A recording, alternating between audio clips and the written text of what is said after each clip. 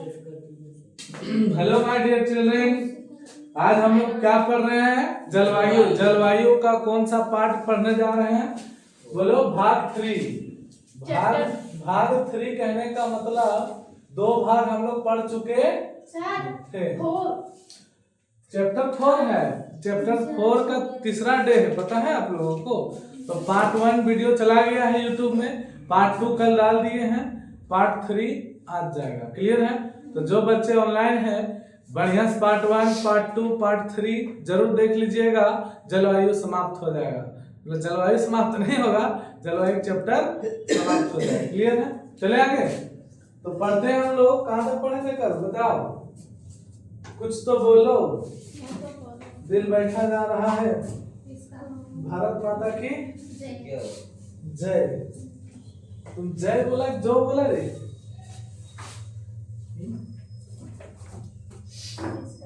चल, तो कल हम लोग पढ़ चुके थे उत्तरी भारत का मैदान ही था क्या ना बाबू? ना यहाँ टिक लगाओ। देखो, भारत के अपवाह तंत्र पढ़े थे, भी हो गया था। गंगा नदी तंत्र क्या बोले?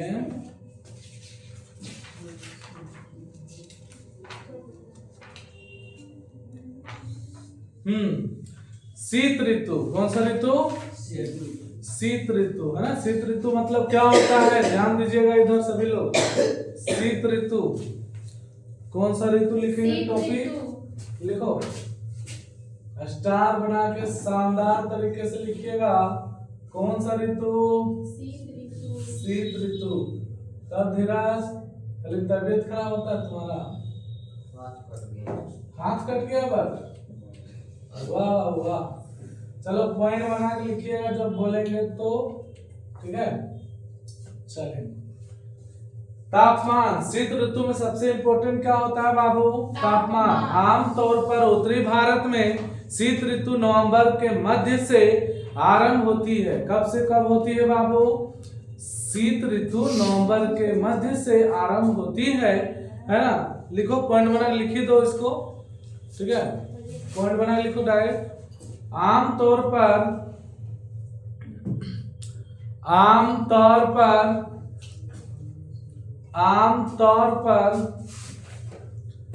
उत्तरी भारत में फटाफट लिखे बाबू, समय नहीं है हमारे पास। No more discussion each other, only action. Okay. आमतौर पर उत्तरी भारत में शीत ऋतु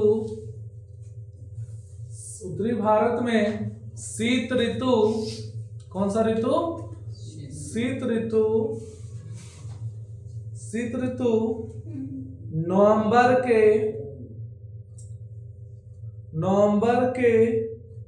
मध्य से आरंभ होती है। नवंबर के मध्य से आरंभ होती है। हो गया सभी का? Full stop. अगला पॉइंट बनाओ, अगला एरो दो। लिखो, उत्तरी मैदान में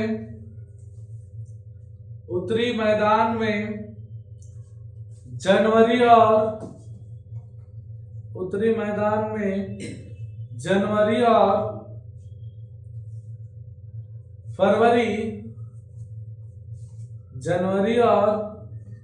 फरवरी सर्वाधिक ठंडे महीने होते हैं। कौन कौन मंथ बाबू? जनवरी और फरवरी। और जनवरी आ रहा है, ठंडा लगेगा कि नहीं?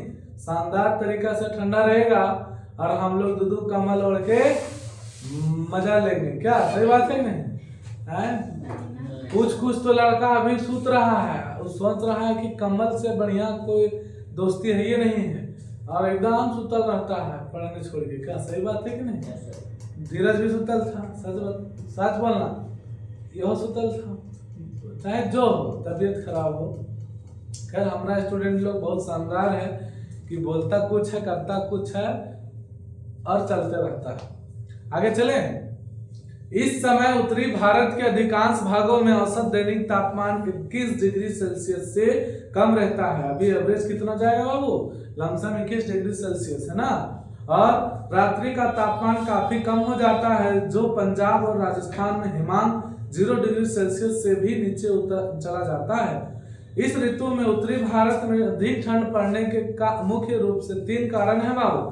पहला, पंजाब, हरियाणा और राजस्थान। कौन कौन जगह? पंजाब, हरियाणा और राजस्थान जैसे राज्य समुद्र के समकारी प्रभाव से दूर स्थित होते हैं। कौन कौन सा जगह बाबू? पंजाब, कहाँ है देख रहे हैं? पंजाब, हरियाणा और कुछ है राजस्थान। ये सब थोड़ा सा समुद्र से दूर है कि नहीं? तो इधर ठंडा कम लगता हो, इन बात गर्मी लगता हो ना वो। राजस्थान में गर्मी बहुत ज्यादा है। हाँ, तो ये बोला कि राज्य समुद्र के समकारी प्रभाव से दूर स्थित होने के कारण महाद्वीपीय जलवायु का अनुभव करते हैं। अनुभव मतलब फील करते हैं। निकटवर्ती हिमालय, जो हिमालय के निकट है, सामने है। हिमालय किधर है बाबू? बोलो, नेपाल की तरफ है कि नहीं? हाँ। देखो, तो हिमालय जो क्षेत्र है, तो निकटवर्ती श्रेणियों में हिमपात के कारण शीतलहर की स्थिति बोलो उत्पन्न हो जाती है। कहा हिमालय नजदीक है और बर्फ का मात्रा अधिक है, तो हिमपात होता है, मतलब स्नोफॉल होता है। आगे बोला जा रहा है, फरवरी के आसपास कैस्पियन सागर और तुर्कमेनिस्तान की ठंडी पवनें उत्तरी भारत में शीतलहर ला देती हैं। ऐसे अवसरों पर देश के उत्तर पश्चिम भागों में पाला व कोहरा भी पड़ता है। पाला समझ में आ गया होगा, आलू हम लोग को खराब कर देता है ना वो। आगे चलो, प्रायद्वीपीय भारत में कोई निश्चित शीत ऋतु नहीं होती। तटीय भागों में भी समुद्र के समकारी प्रभाव तथा भूमध्य रेखा की निकटता के कारण ऋतु के अनुसार तापमान के वितरण प्रतिरूप में शायद ही कोई बदलाव आता हो। उदाहरणतः तिरुवनंतपुरम में जनवरी का माध्य अधिकतम तापमान 31 डिग्री सेल्सियस तक रहता है, जबकि जून में यह 29.5 डिग्री सेल्सियस पाया जाता है। पश्चिमी घाट की पहाड़ियों पर तापमान अपेक्षाकृत कम पाया जाता है। पश्चिम साइड के जो पहाड़ियों पर तापमान क्या पाया जाएगा? कम। क्या पाया जाएगा? कम, क्योंकि थोड़ा ठंडा जहाँ लगेगा वहाँ तापमान बढ़ेगा क्या? नहीं। वायु दाब तथा पवने, देखो वायु दाब और हवा, वायु का प्रेशर को वायु दाब कह रहे हैं, और पवन मतलब भी हवा होता है। तो क्या होता है देखिए, दिसंबर के अंत तक 22 दिसंबर लमसम कब आ रहे हैं? आज कौन तारीख है? 23 दिसंबर है। कौन दिन है? क्या सटीक समय में पढ़ भी रहे हैं क्या? तो 23 दिसंबर सूर्य दक्षिणी गोलार्ध में, सॉरी 22 लिखा हुआ, हम लोग 23 आ जाए, ठीक है। तो 22 दिसंबर सूर्य दक्षिणी गोलार्ध में मकर रेखा, मेरा जो मकर राशि है वो मकर रेखा है। कौन रेखा? मकर रेखा पर सीधा चमकता है। इस ऋतु में मौसम की विशेषता उत्तरी मैदान में एक क्षीण उच्च वायुदाब का विकसित होना है। दक्षिणी भारत में वायुदाब उतना अधिक नहीं होता। आप लोग गौर किए होंगे 25 दिसंबर के बाद क्यों बोलता है बड़ा दिन आ गया? इसके बाद जो सूर्य जो डायरेक्ट कहाँ पड़ रहा है? मकर रेखा में है ना, तब बड़ा दिन करेगा। सब रात के शाम जल्दी हो जाता है ना बाबू, अभी 5-6 बजे देखिए अंधेरा होने लगता है। लेकिन अब आज कल के बाद आज से ही 22 तारीख कल था, अब धीरे धीरे 25 तारीख से इसलिए बड़ा दिन बोला गया क्रिसमस डे से, है ना। तो बड़ा दिन करेगा तो छोटा रात करेगा? हाँ, छोटा रात कहने का मतलब अब चलते जाएगा, 6 बजे शाम होगा, धीरे धीरे आप देखिएगा बढ़ जाएगा कुछ दिन बाद। नहीं देख, तो पहले गर्मी में हम लोग 6 बजे तक भी इंजोर रहता है बाहर, है ना, ध्यान दिए होंगे आप लोग। और फिर अभी 5 बजे था, तो मकर रेखा डायरेक्ट पड़ रहा है, सूर्य का जो प्रकाश है ना, है दक्षिणी गोलार्ध में मकर रेखा पर सीधा चमकता है, ठीक है। आगे चले, दक्षिणी भारत में वायु दाब उतना अधिक नहीं होता। 1019 मिलीबार तथा 1013 मिलीबार की संभार रेखाएं उत्तर पश्चिमी भारत तथा सुदूर दक्षिण से होकर गुजरती है। परिणाम स्वरूप उत्तर पश्चिमी उच्च वायुदाब क्षेत्र से दक्षिण में हिंद महासागर पर स्थित निम्न वायुदाब क्षेत्र की और पवनें चलना आरंभ कर देती है ना, हवा बहने लगती है उधर की ओर। कम दाब प्रवणता के कारण 3 से 5 किलोमीटर प्रति घंटा की दर से मंद मतलब धीमा, क्या होता है वो? धीमा मंद गति की पवनें चलने लगती हैं। मोटे तौर पर क्षेत्र की भू आकृति भी पवनों की दिशा को प्रभावित करती है। गंगा घाटी में इनकी दिशा पश्चिमी और उत्तर पश्चिमी होती है। गंगा ब्रह्मपुत्र डेल्टा में इनकी दिशा उत्तरी हो जाती है। कैसी हो जाती है बाबू? उत्तरी। भू आकृति के प्रभाव से मुक्त इन पवनों की दिशा बंगाल की खाड़ी में स्पष्ट तौर पर उत्तर पूर्वी होती है। आगे चलो। सर्दियों में भारत का मौसम, सर्दियों में भारत का मौसम सुहावना होता है कि नहीं?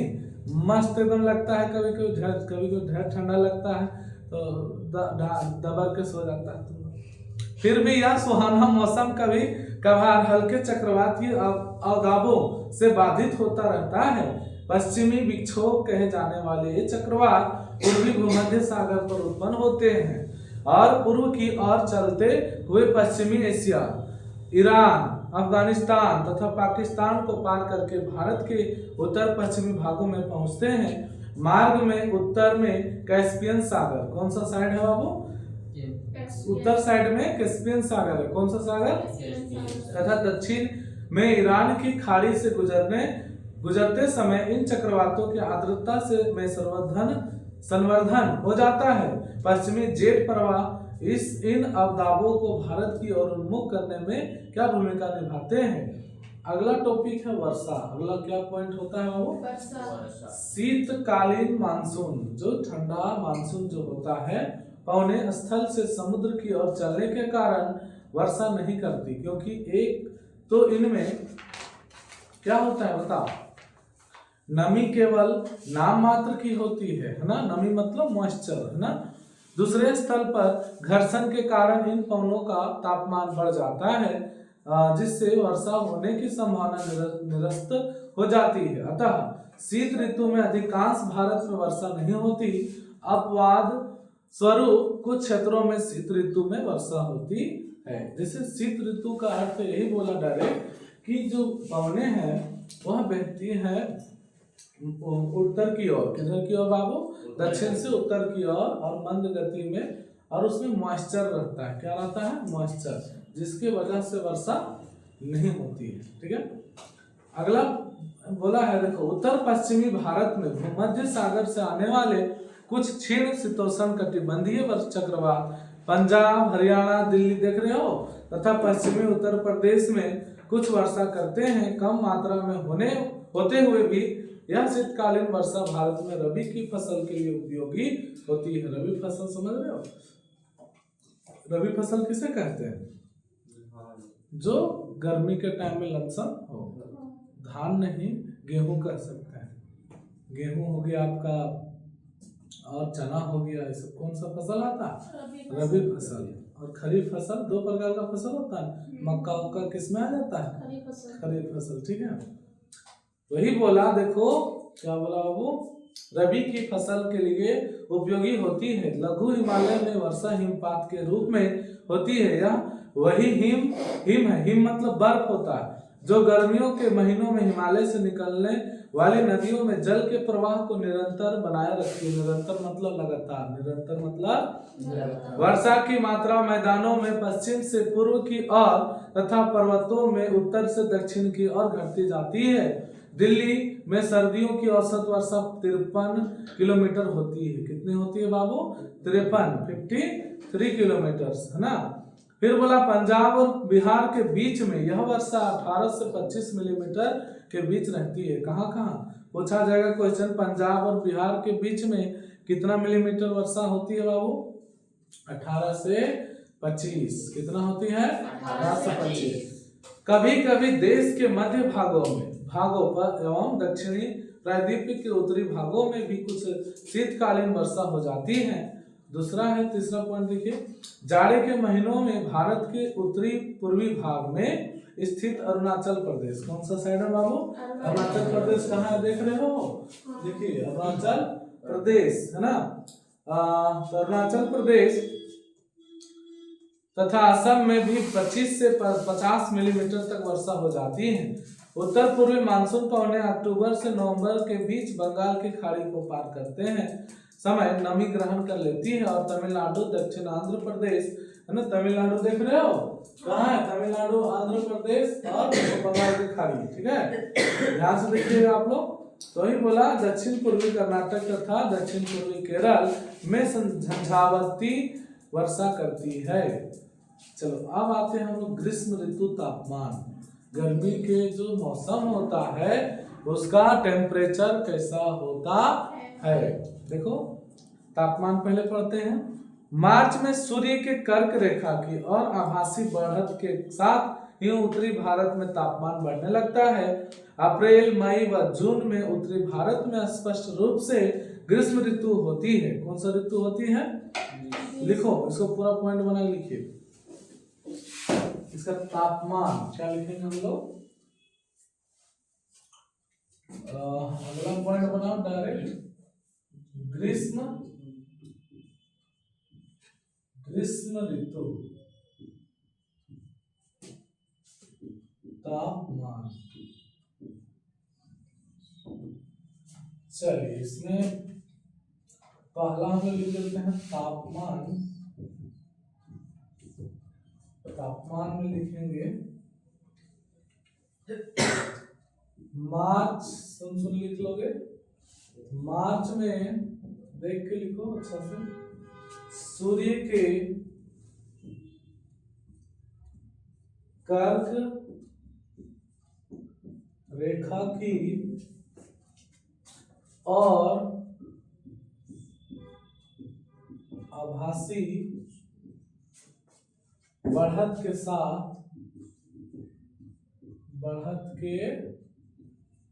साथ ही उत्तरी भारत में तापमान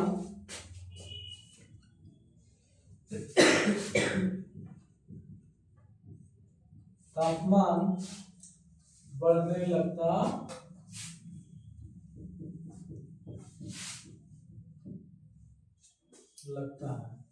हो गया,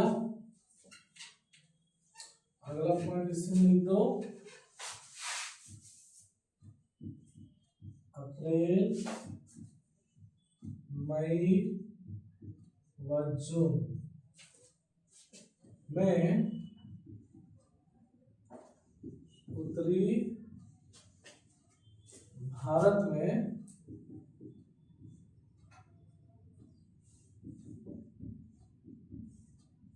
स्पष्ट रूप से ग्रीष्म ऋतु होती है।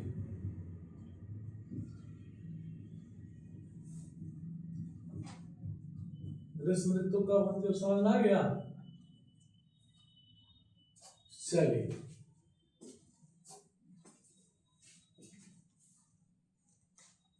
लिखिए सभी लोग, आगे चलें।